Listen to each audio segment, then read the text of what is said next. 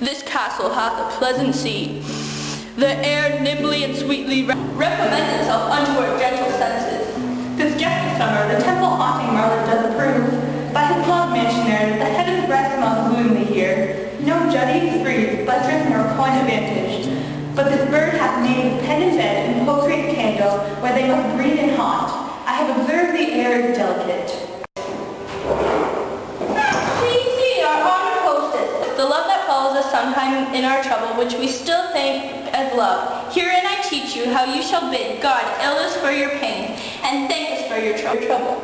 All our service, in every point done twice and then done double. We're poor and single business who contend against those honors deep and broad wherewith your majesty loads our house. For those of old and the late dignities heaped up to them, we rest your hermit. Where's the Thane of Cawdor? We coursed him at the heels and had purpose to his purveyor, but he rides well. And his great love, sharp as the spur, has holp him to home before us.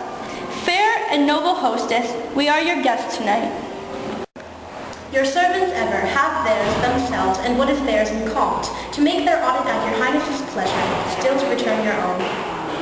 Give me your hand. Conduct me to mine host. We love him highly, and shall continue our graces toward him.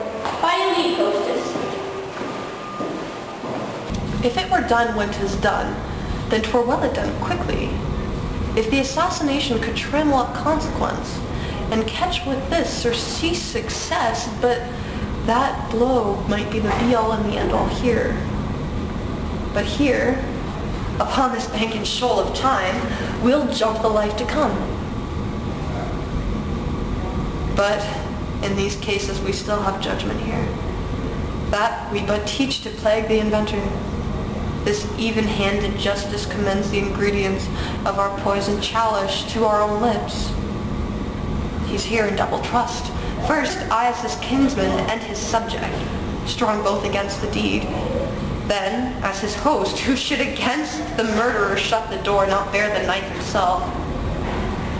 Besides, this Duncan hath borne faculties so meek, hath been so clear in his great office, that his virtues will cleave like angels, trumpet-tongued against and pity like a naked newborn babe, striding blast or heaven's cherubim horsed upon the sightless couriers of air, shall blow the deep in every eye, that tears shall drown the wind.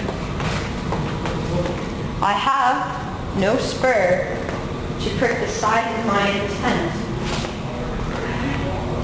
but only vaulting ambition, which strips itself and falls on the other. How now? What news? He has almost stopped. Why have you left the chamber? Hath he asked for me? Know you not he has? We need to proceed no further in this business. He hath honored me of late, and I have brought golden opinion from all sorts of people, which I would be warned now in their newest gloss, not cast aside so soon. Was the hope drunk wherein you dressed yourself?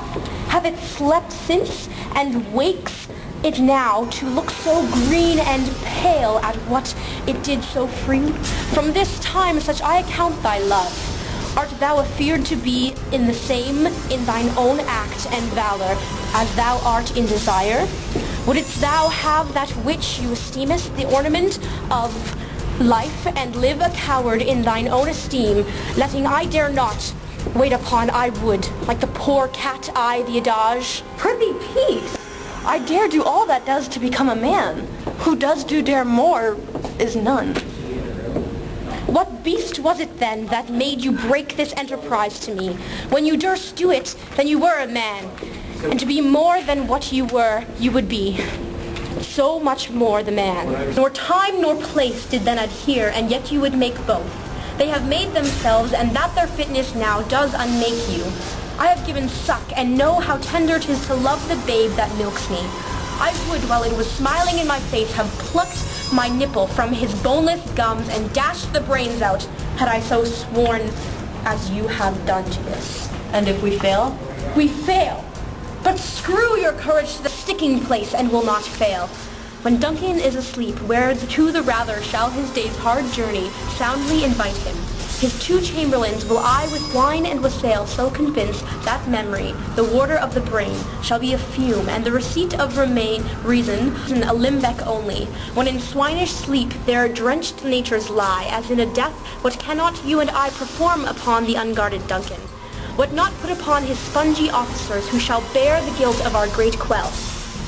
Bring forth men children only, for thy undaunted metal should only compose nothing but males. Will it not be received when we have marked with blood those sleepy 2 of his own chamber, and used their very daggers they have done it? Who dares receive it other, as we shall make our griefs and clamour roar upon his death?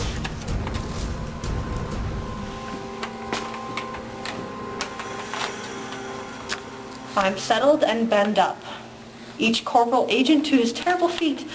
Away, mock with the fairest blow. False face must hide what the false heart doth know.